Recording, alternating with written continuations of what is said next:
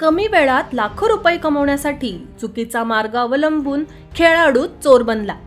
National लेव्हलला boxing स्पर्धेत खेळलेल्या खेळाडूने चोरी केल्याची घटना उत्तर प्रदेशात घडली।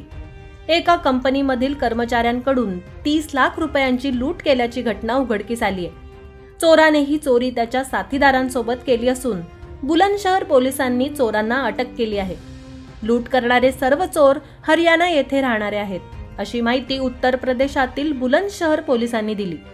एसएसपी श्लोक कुमार यांनी दिलेल्या माहितीनुसार 12 डिसेंबर रोजी एका कंपनीचे कर्मचारी अर्निया प्लांटमध्ये कारने पैसे घेऊन येणार असल्याची माहिती चोरांना मिळाली होती। कंपनीच्या कर्मचाऱ्यांकडे असलेली रक्कम लुटण्यासाठी चोरांनी नियोजन केलं होतं। 12 डिसेंबर रोजी कंपनीचे कर्मचारी कारने पैसे घेऊन निघाले असता कार पहासू पोलीस स्टेशन परिसरात पोहोचली होती। चोरांनी कार ओव्हरटेक करत कर्मचाऱ्यांची कार थांबवून कर्मचाऱ्यांकडून 30 लाख रुपयांची चोरी करून फरार झाले। पोलिसांना ही माहिती मिळताच त्यांनी चोरांना पकडून अटक केली। चोरी करणारे एकूण 6 चोर होते। हे सर्व चोर हरियाणा येथे राहणारे आहेत।